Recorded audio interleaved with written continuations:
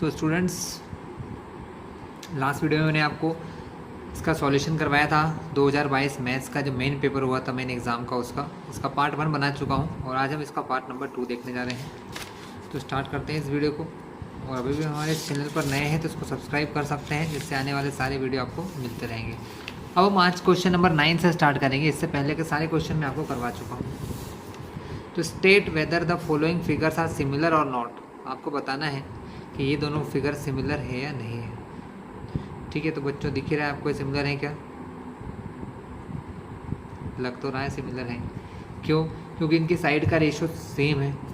1/1.5 का 3, 1.5 3, 1.5 3, 1.5 3, just double है इसकी सारी साइड्स इससे। ठीक है, मगर बच्चों फिर भी ये सिमिलर नहीं हो सकते, क्योंकि इनके एंगल्स को देखिए आप, इन दोनों के एंगल्स सेम कभी नहीं हो सकते। सिमिलर होने के लिए एंगल्स का इक्वल होना बहुत ज़रूरी है बच्चों। अगर एंगल्स इक्वल नहीं है तो कोई भी फिगर सिमिलर नहीं हो सकते हैं। तो ये दोनों फिगर सिमिलर नहीं है। ठीक है, आपको बताना है यस या नो में। तो आप इसका आंसर क्या दोगे? नो। और यहाँ पर 2 3 2 3, यहाँ पर 2 2 2 2, ये दोनों भी सिमिलर नहीं है बच्चों, क्योंकि ये एक रेक्टेंगल है। 3 3 2 2 अपोजिट साइड इक्वल्स हैं, और यहाँ पर 2 2 2 2 है, ऑल साइड इक्वल है। ठीक है, तो ये दोनों भी सिमिलर नहीं है। तो इन दोनों के लिए आप क्या लिखोगे? नो लिखोगे। इसके अपोजिट साइड में बच्चों एक fill in the blanks type question आया हुआ है। भुजाओं की समान संख्या वाले दो बहुभुज समरूप होते हैं यदि उनके संगत कोण बराबर हों। ये उनकी संगत भुजाएं समानुपाती हो। तो पहले में लिखोगे बराबर, दूसरे में समानुपाती। उसी टाइप से इंग्लिश में क्या लिखते हैं?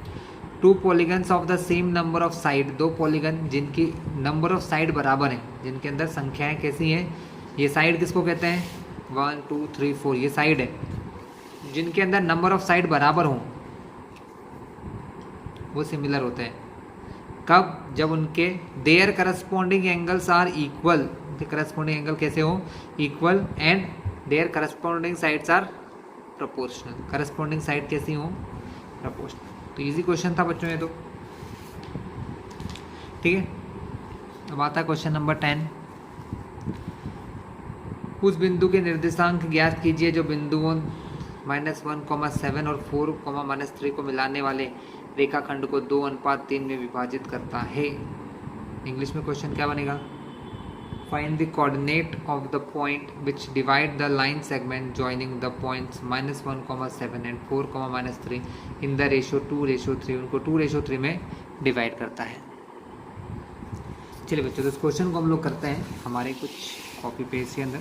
देखिए क्वेश्चन बोलता है, क्वेश्चन नंबर 10 है एंड कोऑर्डिनेट दिए हैं। मान लो ऐसे लिख लें करो, लेट ए, नाम दे दोगे तो थोड़ा सा करना आसान होता है। सॉरी, यहाँ माइनस यहाँ है, यहाँ पर प्लस है।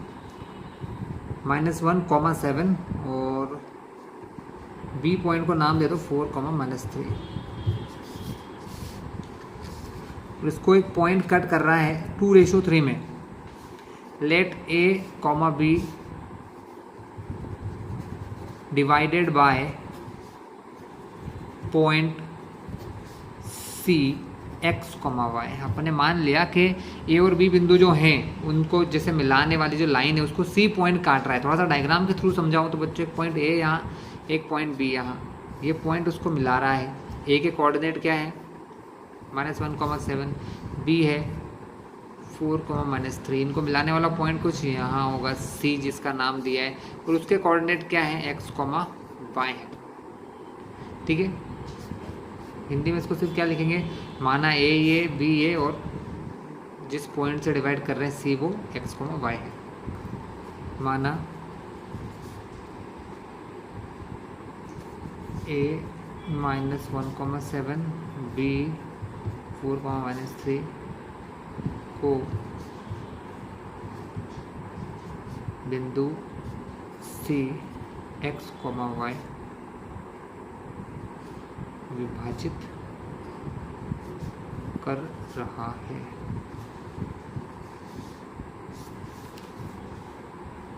चलिए, तो अब हम यहाँ क्या लगेंगे?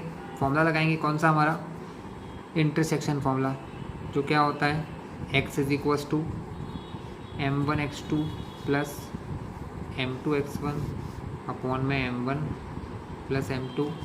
इसी टाइप से कॉमन लगाकर y क्या होता है m1y2 प्लस m2y1 अपॉन में m1 प्लस m2 होता है।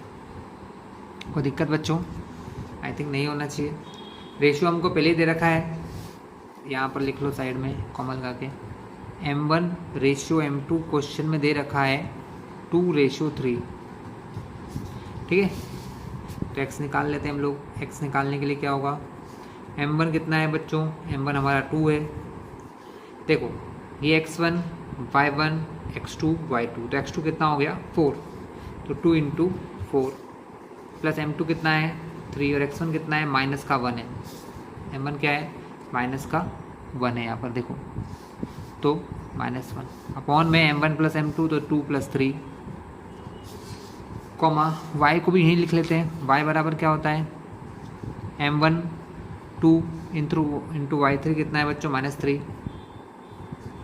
प्लस m2 है हमारा 3 और y1 है हमारा 7 अपॉन में 2 + 3। चलिए तो x बराबर 4 × 2 = 8 प्लस 3 × 1 = इसको माइनस कर लेना, 3 × 1 = 3 प्लस माइनस माइनस बच्चों माइनस लगा लेना अपॉन में 3 + 2 5 कॉमा y की value 3 × 2 = 6 plus minus minus 3 × 7 = 21 upon में 3 + 2 5। तो x की वैल्यू आ गई 8 - 3 5, 5 के अपॉन में 5 लो बच्चों, 5 से 5 कटा, आंसर आया 1। अपॉन में भी 1 है लेकिन 1/1 को 1 ही कहते हैं। उसी टाइप से y क्या निकला आपका 15 माइनस प्लस माइनस 21 में से 6 माइनस हुआ तो 15 बचेगा अपॉन में 5 5 1 × 5 3 × 5 के टेबल से 3 बार कटा, तो आपका जो आंसर आया C पॉइंट वो आ गया 1,3। कोई दिक्कत इसमें? यही आंसर हमको चाहिए था, कोऑर्डिनेट फाइंड करना था, तो आंसर क्या हो जाएगा ऐसे करके लिख दो, आंसर C 1,3। क्लियर है बच्चों?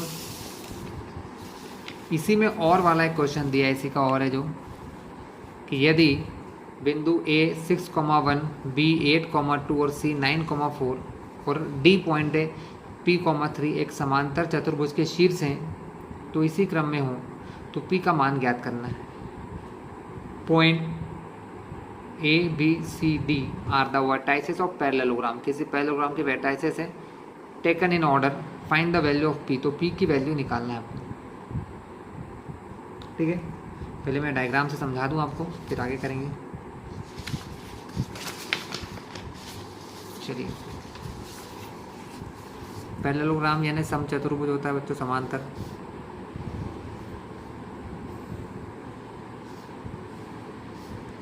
A B C D coordinate देख लेते हैं कि क्या कोऑर्डिनेट है। A के हैं बच्चों 6,1 और B है 8,2, C है 9,4 और D है P,3। हमको P की वैल्यू निकालना है बच्चों। कैसे कर सकते हैं हम लोग? सेक्शन फॉर्मूला बहुत आसान होगा बच्चों। यहाँ पर AC एक डायगोनल है, BD दूसरा डायगोनल है, ये दोनों किसी पॉइंट पर कट करते हैं, उसको नाम दे दो O और उसके कोऑर्डिनेट मान लो x, y। जब आप सॉल्यूशन करेंगे बच्चों तो क्या लिखोगे? सॉल्यूशन करते समय लिखोगे 10th का और क्वेश्चन है, लेट AC एंड BD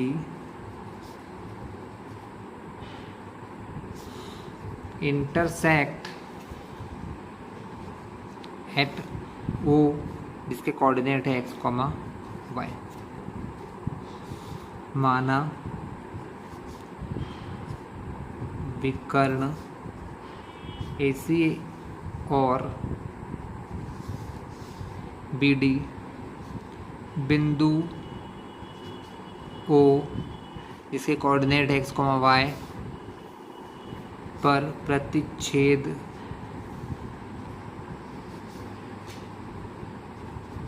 करते हैं। क्योंकि बच्चों हमको पता है कि ये डायगोनल है और दोनों डायगोनल एक दूसरे को मिड पॉइंट पर कट करते हैं। कहाँ कट करते हैं? मिड पॉइंट पर, यानी ये जो बिंदु है इस लाइन बी डी का बीच का पॉइंट है, मिड पॉइंट है, और ये जो ए सी है इसका मिड पॉइंट भी ओ है। इन दोनों का मिड पॉइंट ओ ही है। ठीक है, तब हम मिड पॉइंट फॉर्मूले से वैल्यू सॉल्व करेंगे बच्चों। हमें यहाँ से एक्स और वाई की वैल्यू पहले निकालना पड़ेगी, ये समझ लो आप। पहले एक्स और वाई निकालना है। अब ध्यान से देखो, इस क्वेश्चन में एक्स ये है, एक्स ये है, तो निकल सकता है एक्स, लेकिन वाई भी निकल सकता है, दोनों निकल सकते हैं, कोई इशू नहीं। हम इसको सॉल्व करें।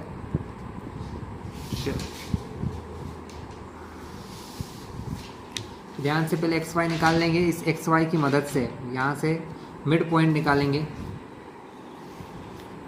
तो x की जो वैल्यू होगी बच्चों वो होगी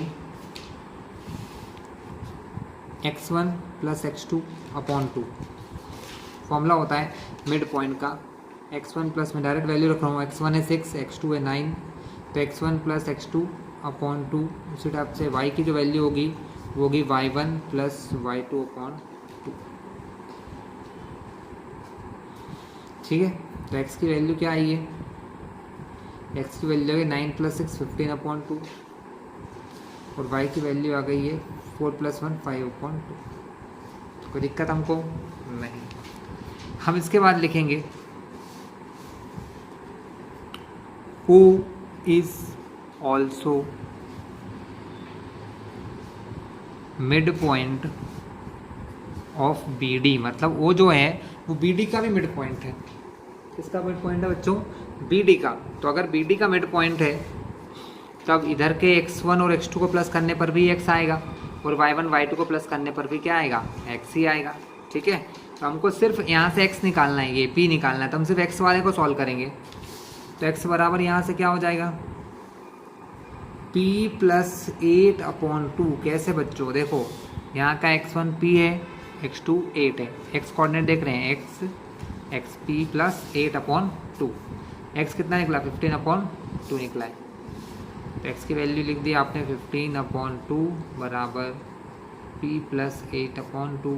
2 से 2 कैंसिल, यहाँ क्या है 15 प्लस के 8 को इस तरफ लाएंगे तो बनेगा माइनस का 8 बराबर p। तो p का आंसर आता है 8, 15 माइनस 8 7। क्लियर है? इजी लगा आपको? कुछ खास टफ नहीं है, आसानी से कर लिया हमने। चलिए बच्चों, क्लास 10 क्वेश्चन 10 कंप्लीट हो गया है। अब हम चलते हैं नेक्स्ट क्वेश्चन 11 की ओर। क्या है ये देखते हैं।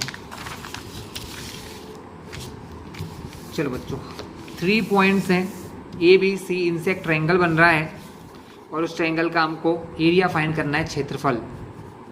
3 पॉइंट है ABC, find the area of triangle ABC। हमको ट्रायंगल ABC का एरिया निकालना है। बहुत आसान है बच्चों, इस क्वेश्चन में भी कोई प्रॉब्लम नहीं आएगी हमको, बस एक फॉर्मूला याद होना चाहिए। तो ABC की वैल्यू से हम x1 y1 z1 लिख लेंगे। 11th क्वेश्चन में A 5,2 B 4,7 एंड C 7,-4 है। तो A1 क्या होगा बच्चों? A1 नाम आया, सॉरी गलती से x1 y1, x2 y2, x3 y3। पहला नंबर है तो 1 1, दूसरा है तो 2 2, तीसरा है तो 3 3। अब एरिया ऑफ ट्रायंगल का फॉर्मूला होता है बच्चों 1/2। पहले तो मैं फॉर्मूला याद करने की ट्रिक बताता हूँ आपको, बहुत सिंपल है बच्चों। 1/2 ब्रैकेट के अंदर आप ऐसा करो, x1 x2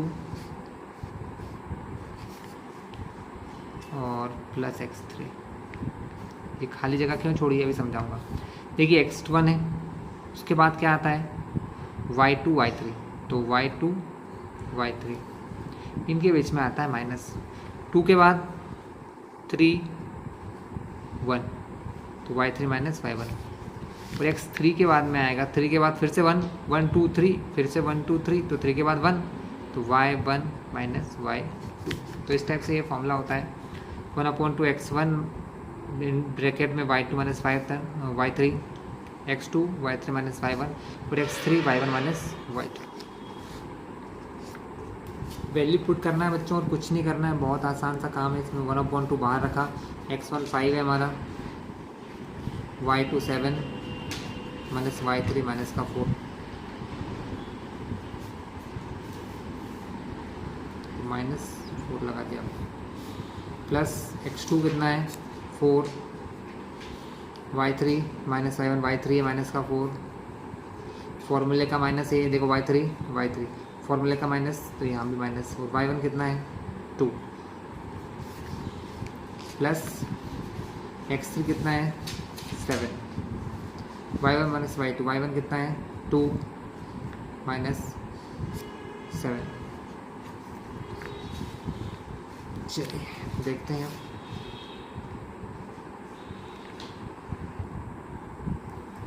so class 1/2 5 7 minus plus 4,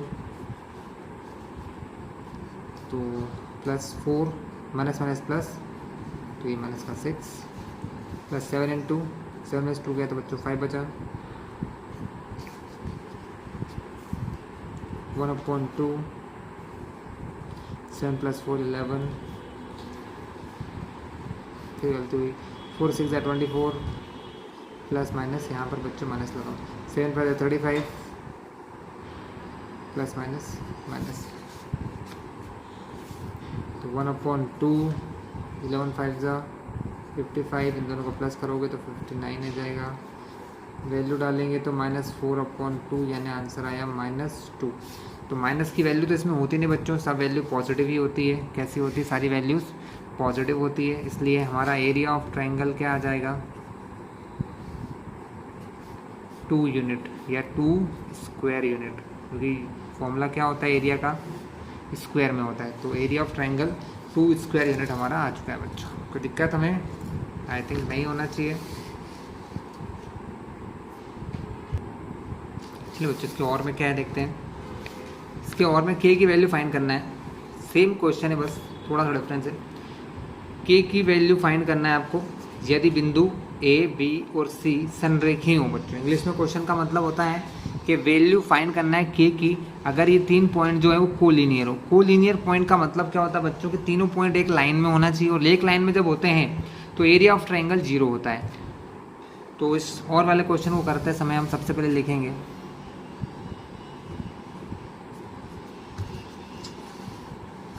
for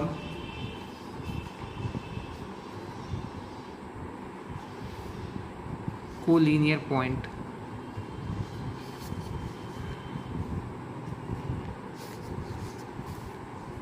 area of triangle ABC equal to 0।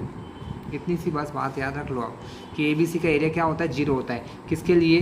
Collinear points के लिए, है ना। किसके लिए बच्चों?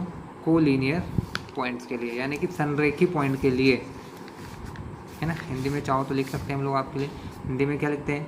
संरेखी बिंदुओं के लिए त्रिभुज ABC का जो क्षेत्रफल है, त्रिभुज ABC का क्षेत्रफल 0 होता है। ठीक है बच्चों, बस अब ये जो फॉर्मूला मैंने ऊपर लगाया था यही फॉर्मूला हम अप्लाई करेंगे फिर से एरिया ऑफ ट्रायंगल का। ठीक है, आप लोग सबसे पहले यहाँ फॉर्मूला लिखना, है ना। मैं नहीं लिख रहा हूँ क्योंकि मैंने ऊपर लिखवा रखा है ना। तो हम यहाँ लिखेंगे एरिया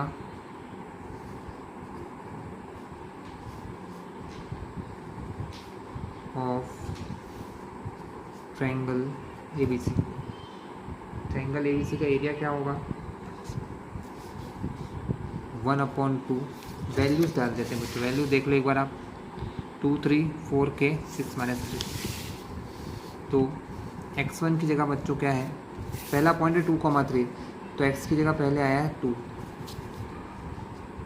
y2 माइनस y3, तो हमारा y2 है के फॉर्मूले का माइनस, और ये y3 है माइनस का 3 प्लस x2 4 है, वो होता है y3 minus y1 plus x3 कितना है बच्चों हमारा, x3 हमारा 6 है इंटू y1 माइनस y2 यानी कि 3 माइनस के। अब हम क्या करेंगे बच्चों, इस तरफ इसके जीरो रख देंगे, क्यों, क्योंकि एरिया ऑफ ट्रायंगल एबीसी का आंसर तो जीरो होता है। अपॉन के 2 को अगर इधर से इधर भेजता हूँ तो उसका मल्टीप्लाई भी जीरो से होता है, तो अपॉन का 2 भी हट गया, अंदर क्या बचा 2, अंदर के minus minus plus 3, next plus 4 minus minus plus, तो ब्रैकेट के अंदर माइनस का 6, यहाँ तो मल्टीप्लाई हो जाएगा, 6 का मल्टीप्लाई पूरे ब्रैकेट से होगा, 6 3 जा 18 और प्लस 6 और माइनस के, तो प्लस माइनस माइनस 6 इंटू के होता है 6 के, 2 इंटू जीरो तो जीरो होता है बच्चों, 2 इंटू के 2 के प्लस 2 3 जा 6, 4 6 जा 24 प्लस माइनस माइनस प्लस का 18 माइनस का 6 के, तो 2 के प्लस का है, 4 के माइनस 6 के माइनस का है, तो 4 के भी कैसा होगा माइनस 4 के आएगा आंसर, प्लस माइनस माइनस 6 के में से 2 के जाएंगे तो बचेगा 4 के, बड़ा है 4 के सॉरी 6 के बड़ा है, तो उसके आगे माइनस है, तो यहाँ पे क्या लगेगा माइनस, प्लस 0, कैसे बच्चों 18 प्लस का 6 प्लस का, तो पहले दोनों प्लस की चीज़ को जोड़ेंगे, तो प्लस प्लस प्लस 18 और 6 कितने हो गए 24, 24 प्लस का और वहीं 24 कैसा हो गया, ये 24 माइनस का, 24 में 24 गए तो आंसर 0। तो आपको क्या दिख रहा है कि 4 के, इस 0 को हटा भी दो क्योंकि 0 प्लस करने से कोई फ़र्क पड़ेगा, यानी 4k का आंसर 0 है। अगर 4k का आंसर 0 है इसका मतलब k का आंसर भी क्या है 0, तो k की वैल्यू यहाँ से क्या है, k की वैल्यू यहाँ पर 0 होना चाहिए बच्चों। क्लियर है, आपको समझ में आया k की वैल्यू 0 क्यों हो गई, ठीक है। चलिए नेक्स्ट क्वेश्चन पे चलते हैं। चलिए बच्चों नेक्स्ट क्वेश्चन पे चलें। क्वेश्चन नंबर 12 क्या है ये, यदि साइन ए 3/4 है तो कॉस ए tan a का मान निकालना है आपको बच्चों। बहुत इजी है ये तो, साइन ए की वैल्यू गिवन है,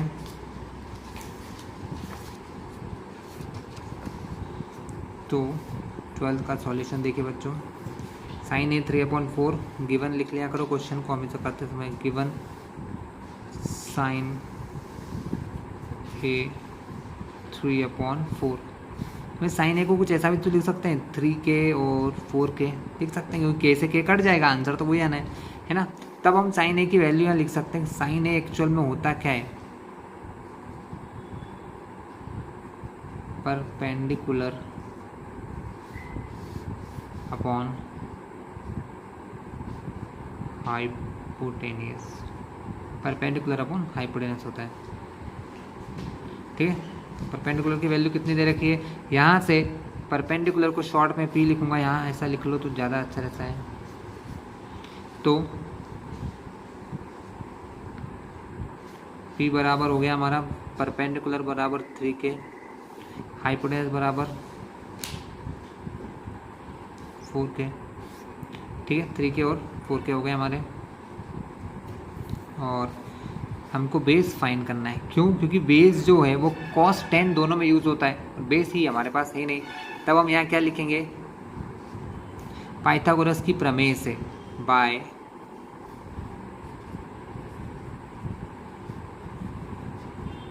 पाइथागोरस थ्योरम। पाइथागोरस की प्रमेय से क्या करना है हमको, हाइपोटेनियस स्क्वायर जो होता है बच्चों वो होता है perpendicular square plus base square के बराबर।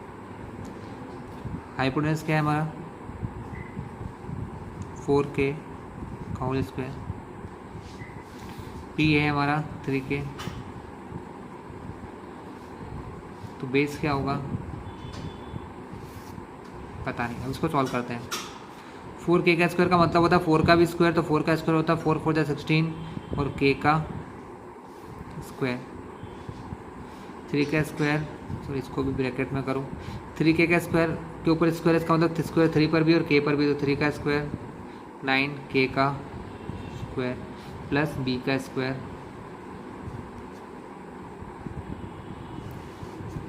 ये प्लस से इधर जाएगा बच्चों, तो ये बनेगा 16k square minus plus 9k square, plus का इस तरफ जाएगा तो माइनस बन जाएगा, तब यहाँ पर बचेगा b का स्क्वायर, 16 में से 9 जाएंगे तो बचेगा 7k स्क्वायर बराबर b का स्क्वायर, स्क्वायर इधर जाएगा तो रूट बनता है बच्चों, तो बेस बराबर रूट 7k स्क्वायर। अब ध्यान दो k के ऊपर स्क्वायर है तो स्क्वायर से रूट कट जाता है तो k बाहर आ जाएगा और रूट वहीं रह जाएगा, यानी b की जो वैल्यू आ गई वो अंडर रूट 7k हो गई। कोई दिक्कत बच्चों अपने को नहीं, बस हमारे पास बेस आ गया। अब कॉस का फॉर्मूला लगाओ, कॉस और टेन क्या होता है, कॉस ए बराबर क्या होगा, कॉस ए बराबर होगा बेस अपॉन हाइपोटेनस, तो बेस होता है रूट 7k और हाइपोटेनस हमको ऑलरेडी दे रखा 4k, और टेन होता है परपेंडिकुलर अपॉन बेस, परपेंडिकुलर कितना दे रखा है 3k अपॉन बेस कितना है ये रूट 7k, कैंसिल हो जाएंगे, k to k cancel, k to k cancel, तो कॉस की वैल्यू आ गई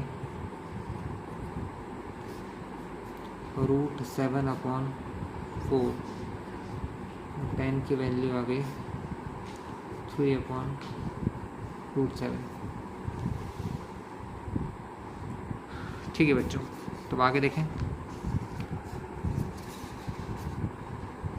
एक समकोण त्रिभुज ABC है जिसका कोण भी समकोण है, यदि tan A 1 है तो सत्यापित करना है 2 sin A cos A बराबर 1 in a right angle triangle ABC, right angle at B, मतलब ट्रायंगल ABC में B पर 90 डिग्री बन रहा है राइट एंगल, और tan A की वैल्यू 45 है, सॉरी tan A की वैल्यू 1 है, ठीक है, then verify that 2 sin A cos A बराबर 1।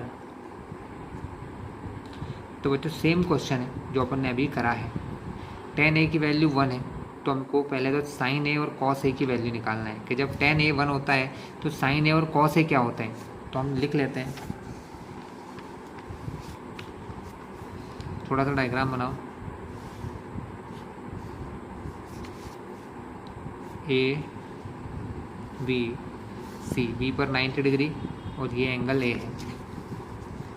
क्वेश्चन में दिया है गिवन हमको, given tan A equals to 1, tan A की वैल्यू 1 है, tan A की वैल्यू मतलब AB और AC की value,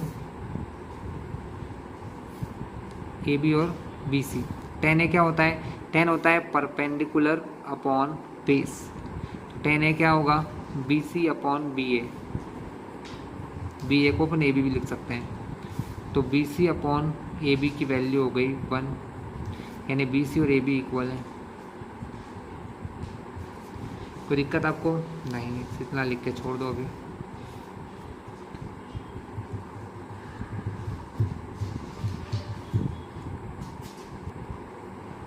BC equals to AB, और इन दोनों को चाहो तो K के बराबर मान सकते हो बच्चों, इजी करने के लिए क्वेश्चन थोड़ा सा इसको K मान लो। तो हम इसी में पाइथागोरस थ्योरम लगाएंगे क्योंकि हमको क्या फाइंड करना है हाइपोटेनस, हम क्या लिखेंगे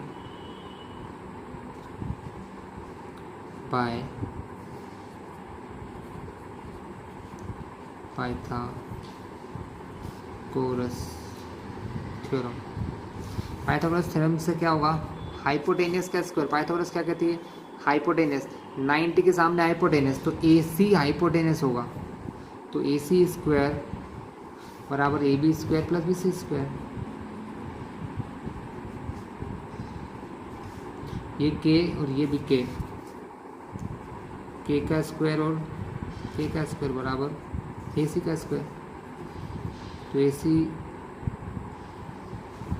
K स्क्वायर क्या होता है बच्चों 2K स्क्वायर होता है, ये स्क्वायर यहाँ पर था, अगले स्टेप में यहाँ पर रूट में आ जाएगा, इसलिए मैंने यहाँ से 2 हटा दिया था।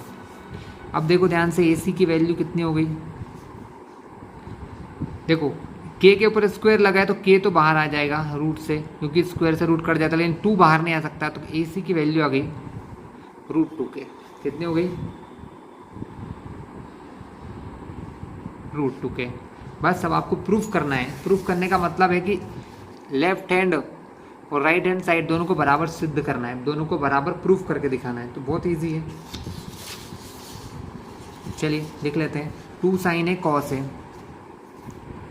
2 sin A cos A बराबर 1। दोनों साइड बराबर करना है आपको, इसको इधर लिखते चलो। तो 2 sin A बराबर क्या होता है? Perpendicular upon hypotenuse. परपेंडिकुलर था हमारा K, क्योंकि परपेंडिकुलर क्या होगा? A के लिए परपेंडिकुलर कौन होगा बच्चों? पुराना डायग्राम दिखाता हूँ। ए के लिए परपेंडिकुलर BC होगा, लेकिन अपन ने उसको क्या मान लिया? देखो BC और AB बराबर है और दोनों को K के बराबर मान लिया। क्या मान लिया? K।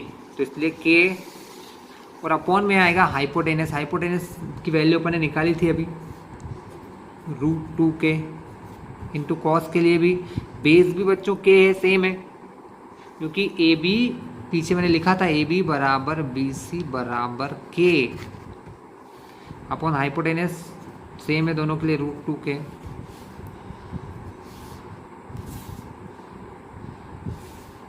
K से K कटा, K से K कटा, ऊपर 2, नीचे √2 और √2 का मल्टीप्लाई करेंगे तब भी 2 आएगा। 2 से 2 कटा तो 1। इसका मतलब 1 बराबर 1, यानी LHS हो गया RHS के बराबर। इसका मतलब जो हमें प्रूफ करना था प्रूफ हो गया। हैंस प्रूफ, हिंदी में कहते हैं सिद्ध हुआ।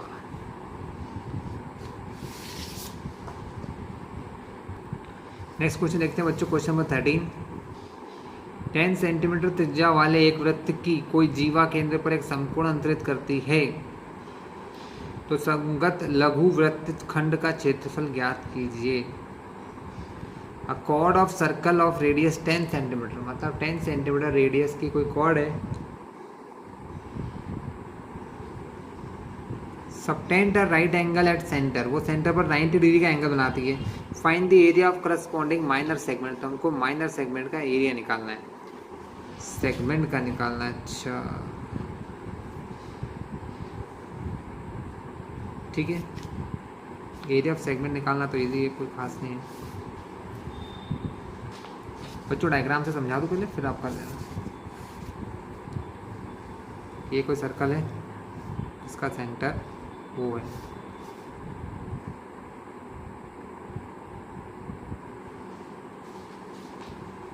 इस टाइप से कोई जीवा है, मतलब कोई कॉर्ड है AB, इसके पॉइंट को यहाँ मिलाओ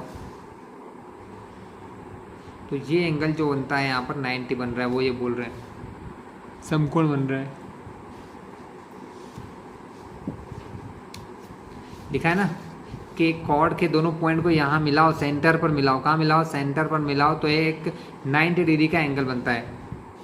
रेडियस कितनी दे रखी है? रेडियस दे रखी है 10 सेंटीमीटर, ये 10 सेंटीमीटर और ये, तो हमें ये एरिया ऑफ सेगमेंट निकालना है, इतना एरिया निकालना है। तो यहाँ पर बच्चों दो चीज़ें दिख रही हैं, एक तो ये यहाँ से लेकर ये पूरा जिसको कहा जाता है सेक्टर, और एक है ये वाला ट्रायंगल। इस पूरे सेक्टर के एरिया में से अगर ट्रायंगल का एरिया माइनस कर दूँ तो ये जो लाइन खिंचा वाला एरिया है ये आ जाएगा। क्लियर है? मतलब देखो अगर डायग्राम से और समझ लो कि ये ऐसा एरिया बना है पूरा और ऐसा ये ट्रायंगल बना है, तो मुझे ये वाला एरिया निकालने के लिए, कलर वाला एरिया निकालने के लिए इस पूरे सेक्टर के एरिया में से ट्रायंगल का एरिया माइनस करना है। तो यहाँ पर दो चीज़ें फाइंड करना है, एरिया ऑफ सेक्टर और एरिया ऑफ ट्रायंगल।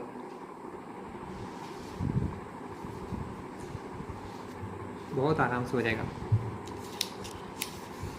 तो 13 है पहला, गिवन वैल्यू लिख लो यहाँ पर। आर कितना दिया है? 10 सेंटीमीटर। थीटा दिया है 90 डिग्री। तो यहाँ पर दो चीज़ बनेंगे,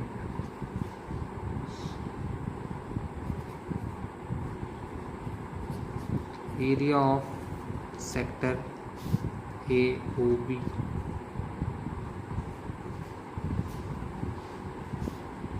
क्या होता है, theta upon 360 into pi r square.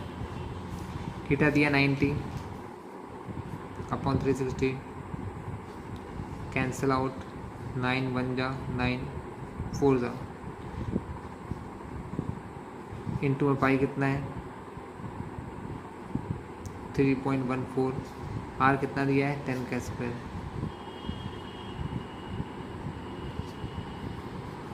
तो प्रॉब्लम बच्चों नहीं, 1/4।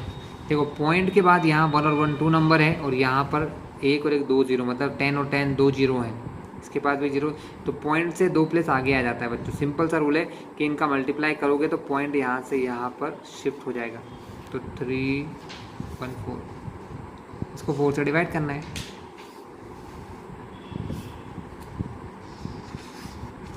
करें डिवाइड,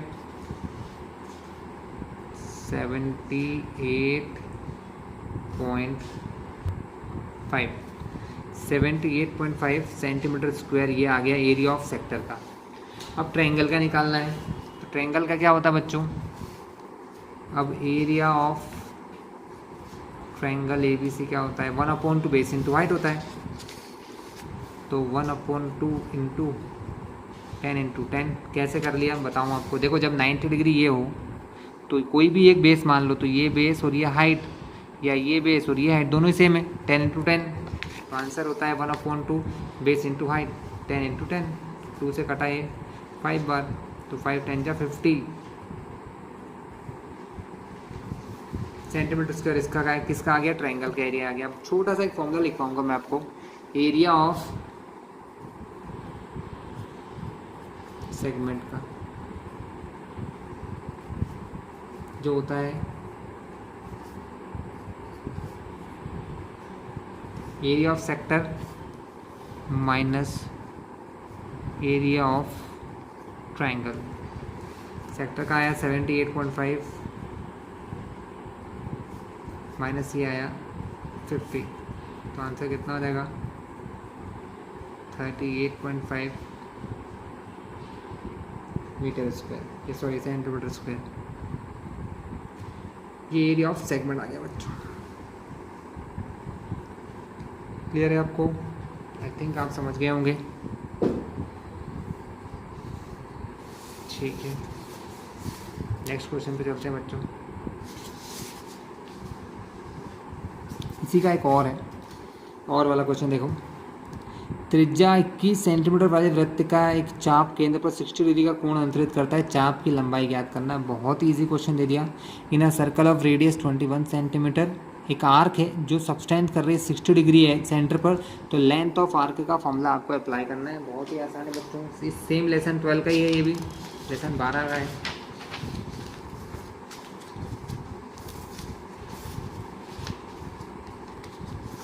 तो रेडियस कितनी होगी बच्चों 21 सेंटीमीटर, और थीटा हो गया 60 डिग्री।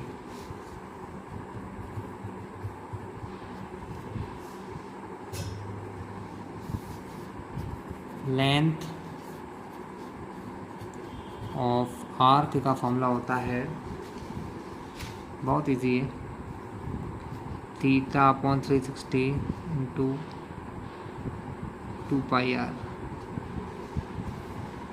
तो थीटा कितना है 60 अपॉन 360 इंटू 2 इंटू पाई कितना है 22/7, और आर कितना है 21/7 का स्क्वायर।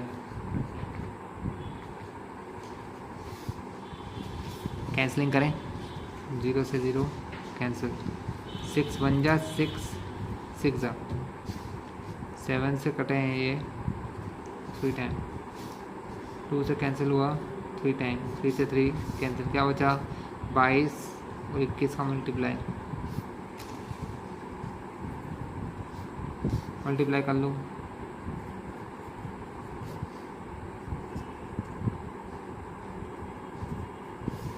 $462 आया बच्चों, कितना आया 400 62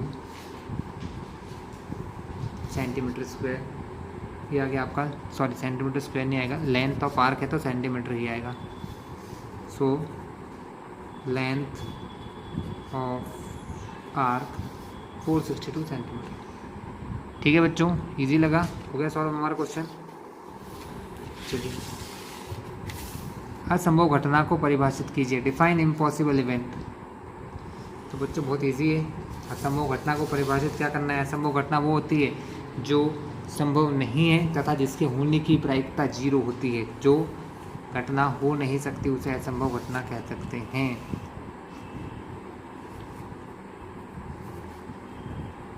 जो घटना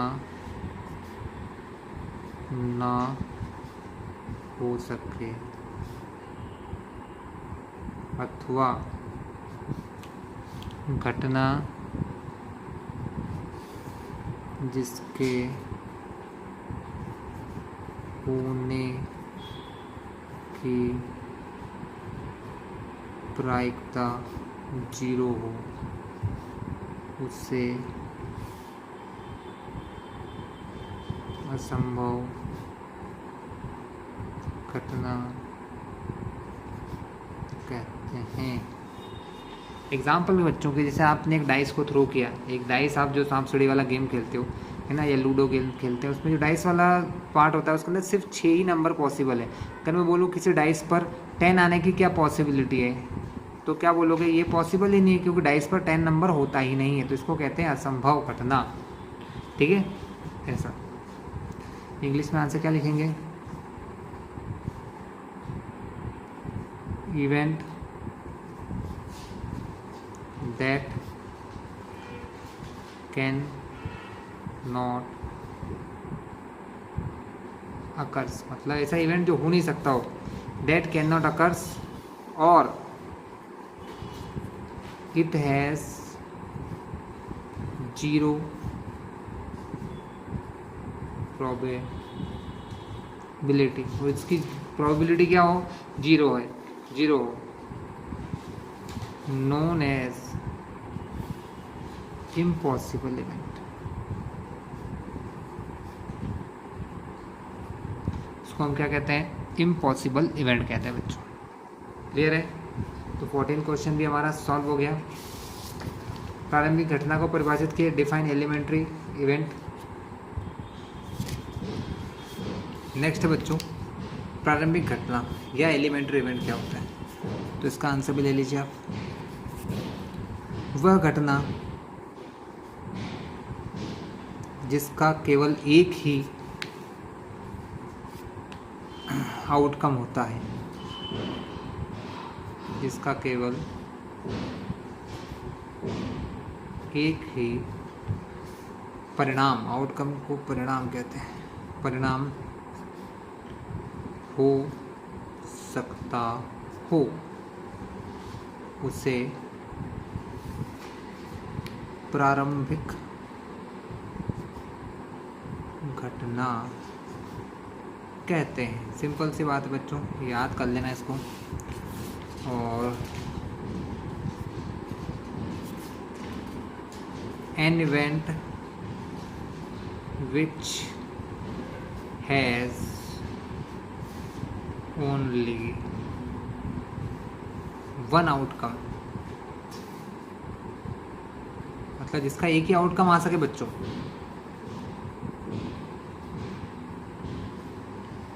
known as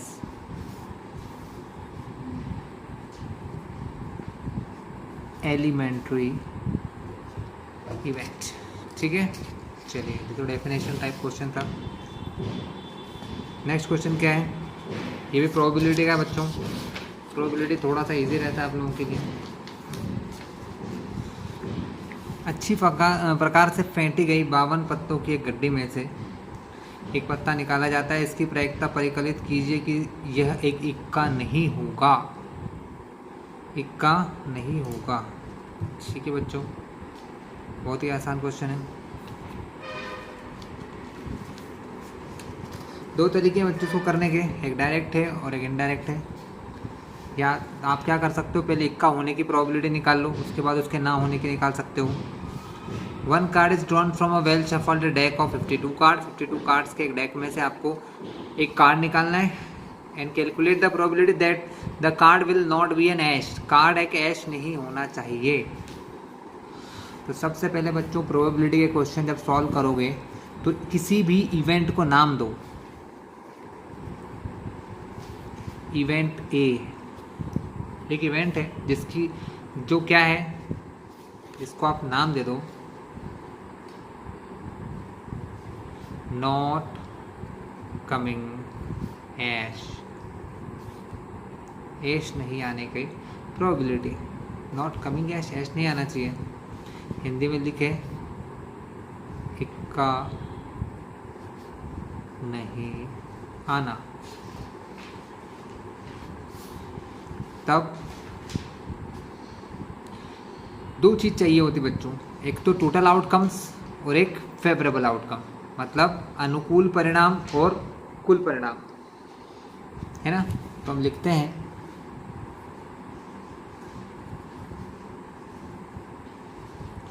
फेवरेबल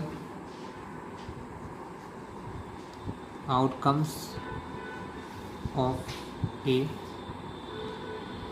के लिए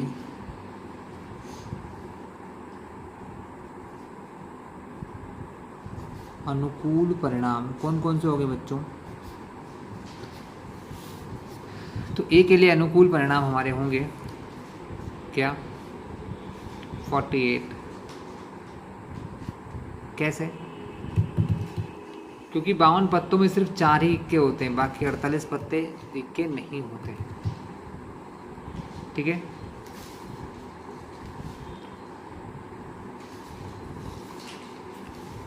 तो यहाँ क्या लिखोगे, इसका रीज़न क्या डालोगे, कार्ड अदर देन ऐश, अदर देन ऐश, ऐश को छोड़कर बाकी पत्तों की संख्या है ये। 48 वो कार्ड है जो इसमें ऐश नहीं हो सकता है। हिंदी में इसका रीज़न लिखना हो आपको, कारण लिखना हो, तो हिंदी में कारण क्या है, इक्के या इक्कों लिखो उसको, इक्कों को छोड़कर बाकी पत्ते। तो यही तो हमें करना था कि हमको इक्के नहीं आने की प्रोबेबिलिटी चाहिए थी। ठीक है, इसके बाद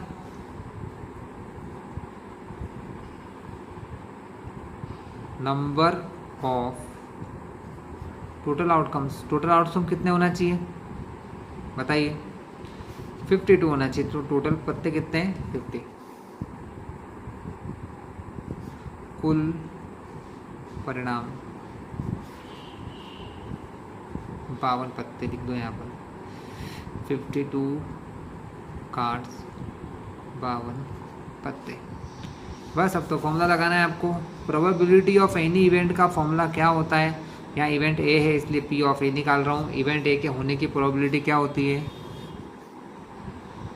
नंबर ऑफ फेवरेबल आउटकम्स, अनुकूल परिणामों की संख्या अपॉन में टोटल नंबर ऑफ आउटकम्स। ठीक है, दोनों वैल्यू आप निकाल चुके ऊपर, ये 48 आया ऊपर, नीचे 52, 2 से कट करेंगे, 4 से कर लेते हैं, 4 से जाएगा 12 बार, 4 से जाएगा 13 बार, तो आंसर आएगा 12/13। तो पी ऑफ ए की वैल्यू हो जाएगी 12/13।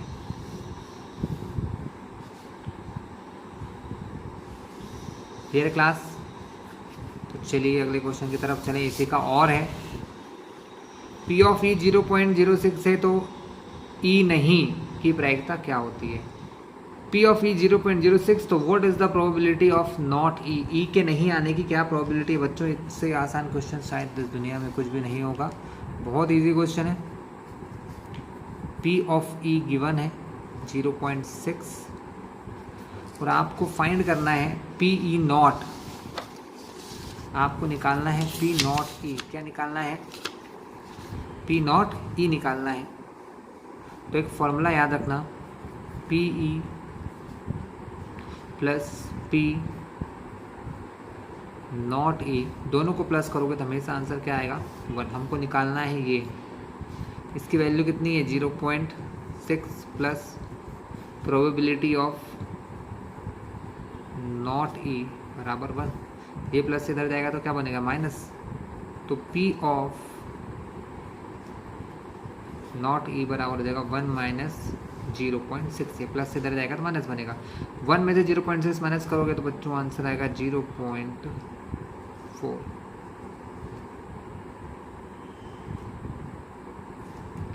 क्लियर है बच्चों? तो ये रहा आपका आंसर जो आपको निकालना था, पी नॉट ई निकाल दिया आपने। चलिए, गुणनखंड विधि द्वारा इस समीकरण के मूल ज्ञात करना है। Find the roots of equation this by the factorisation method. चलिए बच्चों स्टार्ट करें। आसान सा क्वेश्चन है, 2x² प्लस x माइनस 6। तो क्वेश्चन है 2x² प्लस x माइनस 6 बराबर 0। ठीक है बच्चों, तो अब हमको क्या करना है, फैक्टराइजेशन मेथड क्या कहती है मैं बता दूं आपको। फैक्टराइजेशन मेथड या गुणनखंड विधि कहती है कि जो x² के साथ आता है ये नंबर और जो खाली नंबर है इन दोनों का मल्टीप्लाई करो। तो 6 और 2 का मल्टीप्लाई करो। मैं सॉल्व करने का तरीका समझा रहा हूँ, मैंने एक MCQ में भी समझाया है पिछले वीडियो में। 6 और 2 का मल्टीप्लाई करेंगे तो 6 2 जा 12 आएगा। ये जो 12 बच्चों यहाँ आता है ना, इसके फैक्टर करना है आपको कि 12 क्या क्या पॉसिबल है। तो 12 ये पॉसिबल है, 12 1 जा 12 पॉसिबल है, 2 6 जा 12 पॉसिबल है और 4 3 जा 12 पॉसिबल। इन 3 पॉसिबल आंसर में से कौन सा ऐसा आंसर है जिसको प्लस माइनस करने से ये नंबर आना चाहिए जो x के सामने लिखा हुआ। यहाँ x के पास कुछ नहीं लिखा हुआ है, जब x के सामने यहाँ कुछ नहीं है तो वहाँ पर बच्चों 1 माना जाता है। तो हमको क्या करना होता है कि ये दोनों नंबर का मल्टीप्लाई करना है आपको, 2 और 6 का, और इनके मल्टीप्लाई का जो आंसर आएगा उसके फैक्टर करना है और इनमें से किसको प्लस माइनस करने से यहाँ पर जो नंबर लिखा होता है x के सामने वो आना चाहिए। तो x के सामने कुछ नहीं है तो 1 होता है बच्चों, तो हमें 1 लाना है कि किसको प्लस या माइनस करने से 1 आ रहा है। अब ध्यान से देखो, इनको प्लस माइनस करने से नहीं आएगा, 12 प्लस 1 13, 12 में से 1 गया तो 11। इन दोनों को प्लस करूँगा तो 6 + 2 8, 6 में से 2 माइनस करूँगा तो 4। यहाँ 4 और 3 है, 4 और 3 को प्लस करेंगे तो 7, माइनस करेंगे तो 1। तो हाँ 4 - 3 हम कर सकते हैं। तब हम यहाँ पर ऐसा लिखते हैं, 1 जो है उसकी जगह ब्रैकेट बनाकर ऐसा लिखते हैं 4 - 3 और x जो है बाहर, ये 6 बराबर 0। क्या करा, यहाँ पर कुछ नहीं था तो 1 माना और 1 को 4 - 3 लिखा। सो क्लास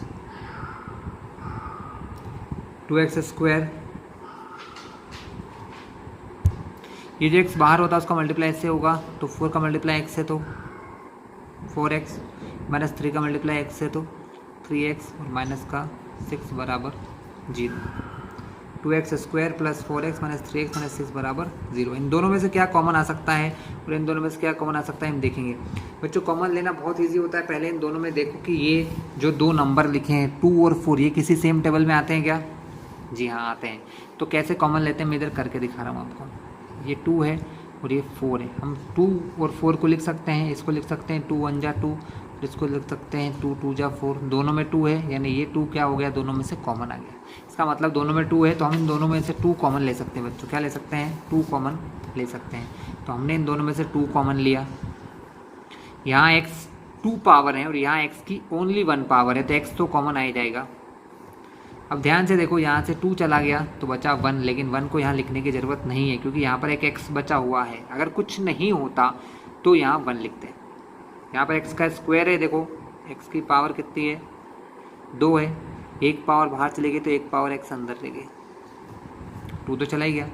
अब यहाँ से x तो चला गया लेकिन जो 4 था 4 में से 2 गया तो तब ये वाला 2 बचा तो प्लस का 2। दोनों में माइनस है, माइनस कॉमन लिया। ठीक है, इन दोनों टर्म में देखो 3 और 6 में से फिर से मैं आपको यहाँ ले चलता हूँ, थोड़ा सा समझाने के लिए कर रहा हूँ बस ये। 3 को लिख सकते हैं 3 1 जा 3 और 6 को लिख सकते हैं 3 2 जा 6। ध्यान से देखो दोनों में 3 कॉमन है, तो इन दोनों में से 3 कॉमन ले लो। x यहाँ है, यहाँ नहीं है, तो x तो कॉमन नहीं आ सकता, तो 3 कॉमन आ गया। अब ध्यान से देखो माइनस गया, 3 गया, तो सिर्फ क्या बचा यहाँ पर x। जब बच्चों आप माइनस कॉमन लेते हैं तो साइन बदलते हैं, यहाँ माइनस था माइनस चला गया तो क्या बचेगा प्लस। 6 था, 6 को लिख सकते हैं 3 इंटू 2, 3 चला गया तो क्या बचा 2। एक चीज़ ध्यान रखना, अगर ये वाला ब्रैकेट और ये ब्रैकेट सेम नहीं आया तो आपका आंसर गलत है।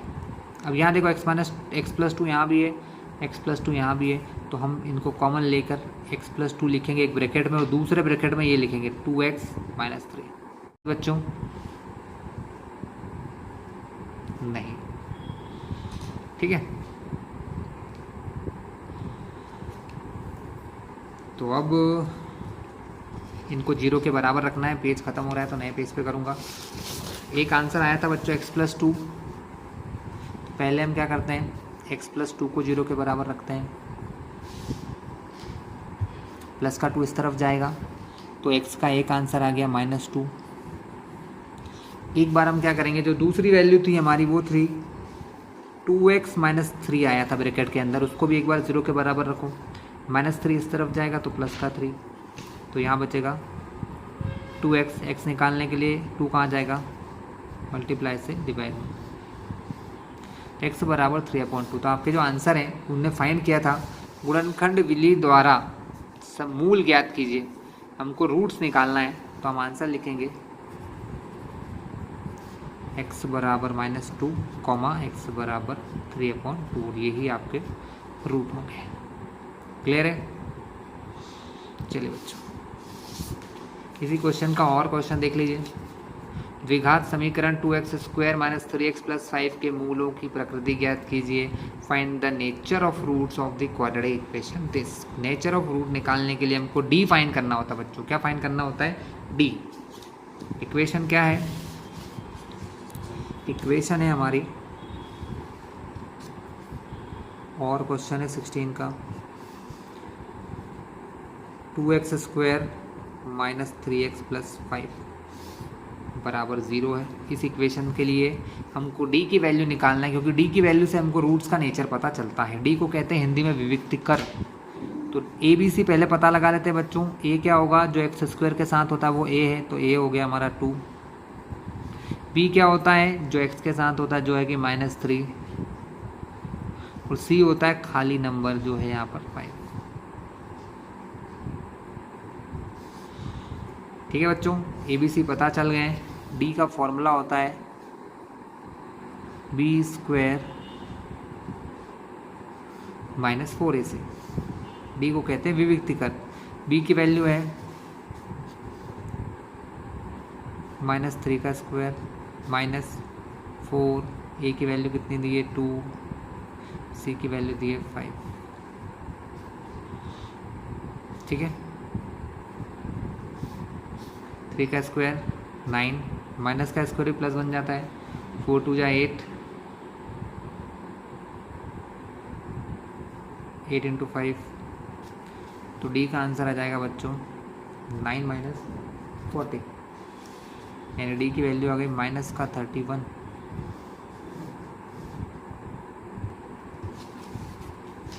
Because D is less than 0। D क्या है, 0 से छोटा है जी, डी की वैल्यू 0 से छोटी है। देयरफॉर रूट्स, सॉरी हाँ सही लिख रहे थे हम लोग बच्चों, roots are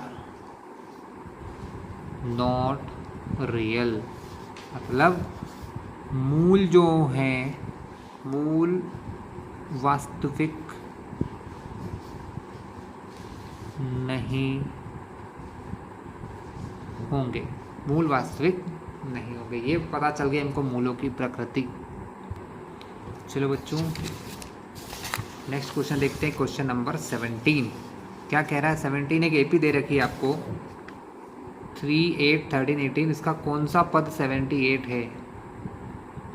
which term of the AP is 78। तो बच्चों जब भी विच टर्म का क्वेश्चन आता है ना, कौन सा पद, तो आपको एन फाइंड करना होता है। क्या फाइंड करना होता है? एन। चलो क्वेश्चन करवा दूँ, बहुत आसान क्वेश्चन है, कोई टेंशन नहीं है इसमें। क्वेश्चन नंबर 17 है। एपी क्या लिखी है? 3, 8, 13 डैश डैश। हमको ए एन दे रखा है क्वेश्चन में 78। हमको नहीं पता वो कौन से नंबर की टर्म है, तो हमने उसको nth नंबर की टर्म मान लिया, जिसको कहते हैं ए एन। तो ए एन हमारा 78 हो गया। फर्स्ट टर्म कितनी है बच्चों? ए कितना हो गया? 3, तो फर्स्ट टर्म हमारी 3 हो गई। डी निकालने के लिए डी का पहले फॉर्मूला लिखो, तो फॉर्मूला होता है second term minus first term. मतलब हिंदी में ही फॉर्मूला लिखवा दूँ, दूसरा पद माइनस पहला पद। ठीक है, ये दूसरा पद पहला पद है। तो डी की वैल्यू आ गई 8 - 3, यानी कि डी की वैल्यू कितनी आ गई? 5। आपका डी हो गया 5। अब आपको डी निकल गया, ए पता चल गया, एन पता चल गया, आपको सिर्फ एन की वैल्यू निकालना है। तो जो जनरल फॉर्मूला होता है बच्चों, देखो आपको जो क्वेश्चन में दिया उस चीज़ का फॉर्मूला लगाओ। आपको क्वेश्चन में ए एन की वैल्यू दे रखी है, तो ए एन वाला फॉर्मूला लगाओ। ए एन का फॉर्मूला क्या होता है? A plus N minus 1 into D. A N कितना दिया है? 78 बराबर ए कितना दिया है? 3 plus N minus 1 into d. N कितना है? एन बच्चों हमारा है, पता ही नहीं। डी की वैल्यू 5 आ गई, प्लस का 3 इधर जाएगा तो माइनस, तब यहाँ बचा एन माइनस 1 इंटू 5। कोई दिक्कत नहीं। बाकी जो काम हम नेक्स्ट पेज पे करेंगे। देखो ज़रा, ये थी हमारी लास्ट इक्वेशन। 78 में से 3 माइनस होगा तो 75 बचेगा बच्चों। और ये जो 5 है वो n - 1 के मल्टीप्लाई में है, तो मल्टीप्लाई से इस तरफ डिवाइड में आएगा, तब यहाँ क्या बचेगा? n - 1 बचेगा।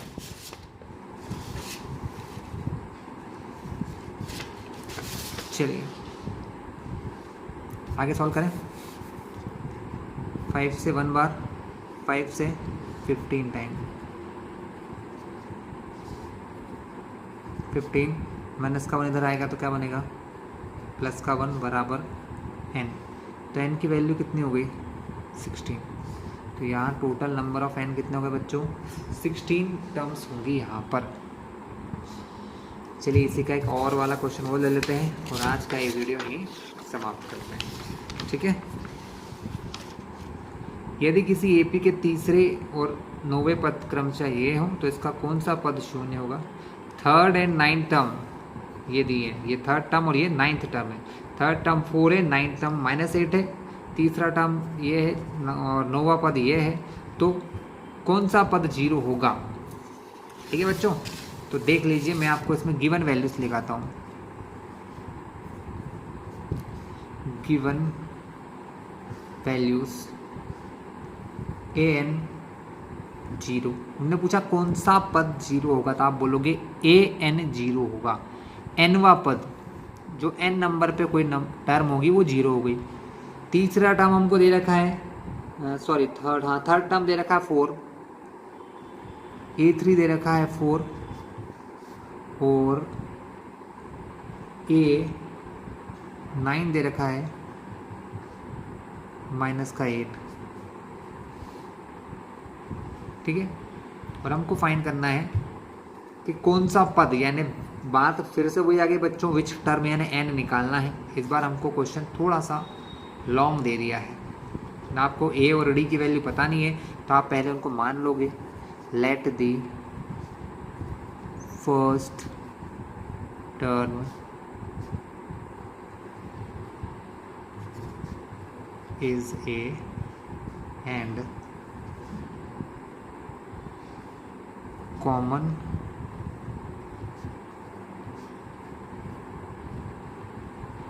Difference is D. फर्स्ट हम को ए मान लिया, कॉमन डिफरेंस को डी मान लिया। तो A3 का फॉर्मूला क्या होता है बच्चों? A3 का फॉर्मूला होता है A + 2D, है ना। ये होता है A3 का फॉर्मूला A + 2D। A3 की वैल्यू कितनी दी है? 4। तो यहाँ से इक्वेशन बन गई कि A + 2D = 4। एक इक्वेशन बन गई, आपको समझ में आया? A3 का फॉर्मूला होता है A + 2D। कैसे? समझो बच्चों, फॉर्मूला होता है ये A + n - 1 × d। अब n की जगह 3 रख दिया, क्योंकि तीसरे पद में, थर्ड टर्म में n कितना होता? 3। तो A + 3 - 1 यानी कि 2D बचेगा। हमेशा d एक कम होता है जो भी टर्म हो बच्चों। अगर यहाँ बोला है A नाइन्थ टर्म क्या होगी? नाइन्थ टर्म हमारी होगी A + 8D, जो कितना दे रखा? -8। तो यहाँ आपको ये दो इक्वेशन मिल गई है। आप दोनों इक्वेशन को सॉल्व करके पहले क्या निकालोगे? A और D फाइंड करोगे। इसके लिए बहुत इजी है। यहाँ लिखोगे आप सब्ट्रैक्ट यानी घटाओ, subtract equation 1 from 2, equation 1 from 2। तो दूसरी इक्वेशन हो गई A + 8D = -8। फर्स्ट टर्म हो गई A + 2D = 4। आप माइनस कर रहे हो, ये नंबर अभी प्लस का है तो प्लस बना के सर्कल करो। इसका मतलब होता है कि प्लस था, सर्कल यानी चेंज होकर माइनस हुआ। ये प्लस था, माइनस हुआ, यहाँ कुछ नहीं तो प्लस से ये माइनस हुआ। जो चीज़ एक प्लस की है एक माइनस की है तो कट जाती हैं। 8D में से 2D गए तो बचा 6D। माइनस माइनस प्लस, 8 + 4 12, दोनों माइनस के तो आंसर में भी क्या आएगा? माइनस आएगा। तो डी का आंसर हो गया -12। 6 मल्टीप्लाई से गया डिवाइड, 6 × 5 = 6 2 जा, तो डी बराबर -2। ठीक है, डी की वैल्यू आ गई। ये डी की वैल्यू किसी भी एक इक्वेशन में डाल दो, फर्स्ट में, सेकेंड में डाल दो या फर्स्ट में डाल दो। तो यहाँ लिखो डी का मान समीकरण 1 में रखने पर on putting the value of d in equation 1, तो A + 2D = 4 है बच्चों। d आपका आ गया -2, तो A + 2 × d की जगह आपने रखा -2। ये हो जाएगा आपका 2 2 जा 4,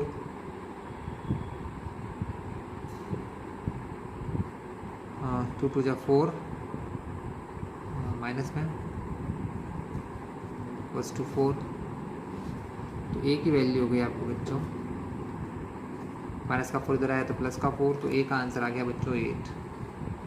तो आपको A पता चल गया 8, D पता चल गया -2। तो आपको AN में वैल्यू डालना है। AN = 0 दे रखा है आपको कि उसकी AN टर्म क्या है? 0 है। AN = 0 दे रखा है। चलिए हम इसी का यूज़ करते हैं। AN का फॉर्मूला लगाएं। AN बराबर होता है A + n - 1 × d। AN दिया है 0, A दिया है 8 + n - 1, D की वैल्यू दे रखी -2। प्लस का 8 इधर आएगा तो बनेगा -8, तब यहाँ बचेगा n - 1 × 2। और अब ये 2 माइनस का मल्टीप्लाई में है तो ये डिवाइड में जाएगा तो -8 के डिवाइड में, तब यहाँ बचेगा n - 1। ये चला गया डिवाइड में, माइनस माइनस कटा, 2 से कटा 4 बार, तो ये 4 माइनस का 1 इधर आएगा तो बनेगा प्लस का 1। तो n बराबर हो गया 4 + 1 5। क्लियर है बच्चों? तो आया आपको समझ में? बहुत ही इजी तरीके से आपने इस क्वेश्चन को समझ लिया है। और यहाँ पर हमारा ये सेकेंड पार्ट का वीडियो ख़त्म होता है। नेक्स्ट वीडियो में हम आपको पार्ट नंबर 3 करवाएंगे, ठीक है, जिसमें पूरा लेसन या पूरा वीडियो या पूरा पेपर ख़त्म हो जाएगा।